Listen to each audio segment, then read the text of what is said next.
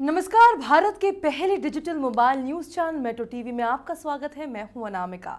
Bulletin की शुरुआत करते हैं आज की हेडलाइन से। उत्तराखंड में राष्ट्रपति शासन पर 6 मई को होगा फैसला। केंद्र सरकार ने फ्लो टेस्ट के लिए दिखाई गंभीरता। शक्ति परीक्षण के लिए थोड़ी देर के लिए हट सकता है राष्ट्रपति शासन।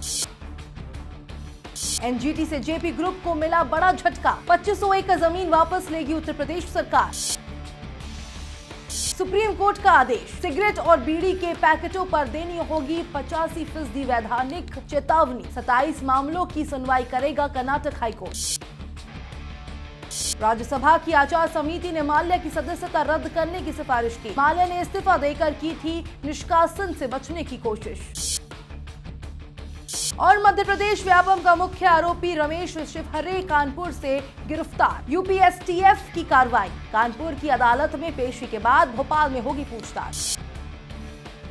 नेशनल ग्रीन ट्रिब्यूनल ने सोनभद्र जिले की 2500 एकड़ जमीन जेपी ग्रुप को ट्रांसफर करने की प्रक्रिया को गलत बताते हुए उत्तर प्रदेश सरकार को जमीन को तुरंत फॉरेस्ट एरिया घोषित करने के निर्देश जारी किए हैं। इसके साथ ही एनजीटी ने जमीन ट्रांसफर की प्रक्रिया को शुरू करने वाले अधिकारियों पर भी कार्रवाई के निर्देश दिए हैं। 2009 में तत्कालीन मायावती सरकार ने सोनभद्र जिले की 2500 एकड़ जमीन जेपी ग्रुप को ट्रांसफर करने की प्रक्रिया शुरू की थी। साथ ही जमीन देने के पक्ष में सुप्रीम कोर्ट में हलफनामा भी दिया था। आपको बता दें कि पहले ये जगह यूपी सीमेंट कॉरपोरेशन की थी। सीमेंट कॉरपोरेशन की हालत खस्ता खराब होने के बाद जेपी ग्रुप ने इसे खरीद लिया था। वही जेपी ग्रुप का कहना था कि सोनभद्र की इस 25,000 एकड़ की लीज भी उसे दी जानी चाहिए। जेएनयू छात्र संघ के अध्यक्ष कन्हैया कुमार ने एक बार फिर विश्वविद्यालय प्रशासन के खिलाफ आवाज उठाई है। कन्हैया ने वीसी के उस बयान का विरोध किया है जिसमें उन्होंने कैंपस में जारी भूख हड़ताल को गैरकानूनी कहा था। कन्हैया ने ट्वीट करके कहा, जेएनयू के वीसी कह रहे हैं कि भूख हड़ताल गैरकानूनी है। इसका मतलब ये हुआ कि गांधी और भगत सिंह भी गैरकानूनी थे। दरअसल छात्र संघ अध्यक्ष कन्हैया कुमार और उनके साथी 9 फरवरी को हुई घटना पर विश्वविद्यालय प्रशासन की ओर से जुर्माना लगाए जाने और कुछ छात्रों को सस्पेंड किए जाने के फैसले का विरोध कर रहे हैं।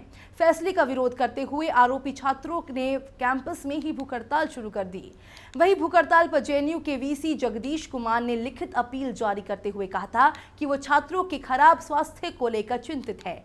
भूख हड़ताल गैरकानूनी गतिविधि जिसे खत्म किया जाना चाहिए। सिगरेट, बीड़ी और दूसरे तंबाकू प्रोडक्ट्स के पैकेट्स के 85% हिस्से पर वैधानिक चेतावनी छापने संबंधी केंद्र सरकार की अधिसूचना पर रोक लगाने से सुप्रीम कोर्ट ने इनकार कर दिया है। सुप्रीम कोर्ट ने देश भर की अदालतों में चल रहे सभी 27 मामलों को कर्नाटक हाईकोर्ट में स्थानांतरित किए जाने के आदेश भी जारी किए हैं। जस्टिस पीसी घोष की अध्यक्षता वाली बेंच ने कहा कि कर्नाटक हाईकोर्ट सभी मामलों पर एक साथ सुनवाई करते हुए मामले का निपटारा 8 हफ्ते के अंदर करेगी। वहीं जब तक कोर्ट इस मामले का निपटारा कर अपना अंतिम आदेश जारी नहीं कर देती, तब तक सिगरेट निर्माता कंपनियों को केंद्र सरकार की अधिसूचना के तहत सिगरेट पैकेट के 85% हिस्से पर वैधानिक चेतावनी देनी होगी। बिहार सरकार ने एक महत्वपूर्ण फैसले में सरकारी बैठकों में बोतल बंद पानी को बैन कर दिया है। बिहार सरकार के प्रधान सचिव के द्वारा जारी निर्देश के मुताबिक अब बैठकों में गिलास में पानी दिया जाएगा। बिहार सरकार के मुख्य सचिव और सरकार के प्रधान सचिव ने इस आशय का पत्र विभागों को भेज दिया है। सरकार का मानना है कि बोतल बंद पानी पर्यावरण के लिए काफी हानिकारक है। इन बोतलों को दोबारा रिसाइकल नहीं किया जा सकता। साथ ही ये एक बोतल पानी तैयार करने में 5 लीटर पानी अलग से बर्बाद होता है।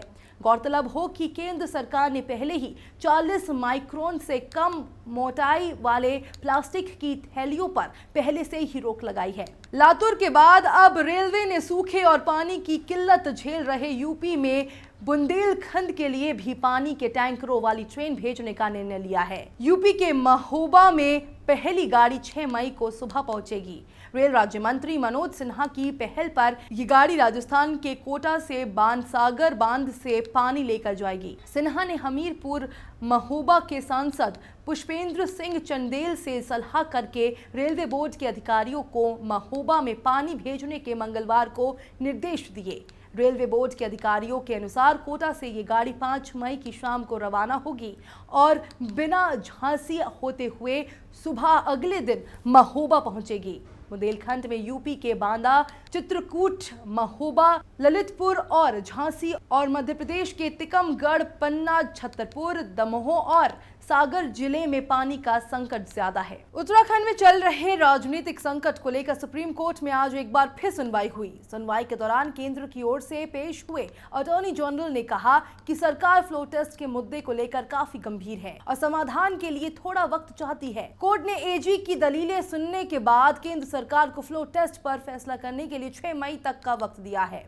इस मामले में शुक्रवार सुबह 10:30 बजे सुनवाई होगी।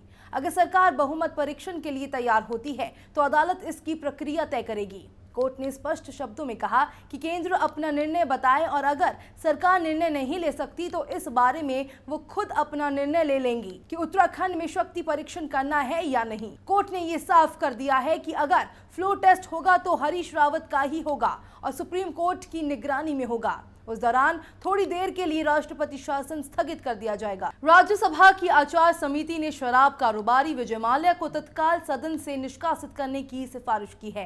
माल्या ने अपना इस्तीफा राज्यसभा के सभापति हामिद अंसारी को भेजा था, लेकिन उन्होंने बुधवार को उनका इस्तीफा प्रक्रियागत आधार पर अस्वीकार कर दिया और आचार समिति ने भी इसे खारिज कर दिया था। माल्या ने 9,400 करोड़ रुपए से अधिक के ऋण बकाये का सामना कर रहे हैं।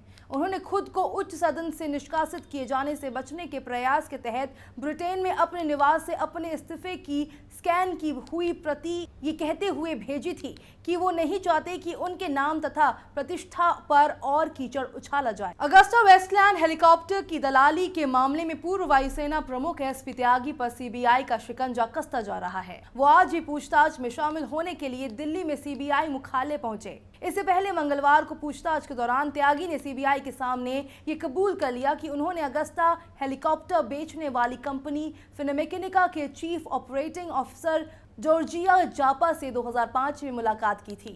सीबीआई अब त्यागी के विदेश दौरों की जानकारी निकालने में जुटी है। रिटायरमेंट के बाद उनकी इटली की यात्राओं पर खास नजर है। वहीं दूसरी ओर कारोबारी गौतम खेतान भी बुधवार को सीबीआई मुख्यालय पहुंचे। सीबीआई इस मामले में पूछताछ के लिए उनको समन भेजा था। उत्तर प्रदेश एसटीएफ और सीबीआई ने एक संयुक्त अभियान के तहत मध्य प्रदेश के व्यापम घोटाले के मुख्य आरोपियों में शामिल रमेश शिवहरे को आज कानपुर से गिरफ्तार कर लिया। शिवहरे पिछले 3 साल से फरार था। व्यापम घोटाले से जुड़े कई मामलों में सीबीआई को उसकी तलाश थी।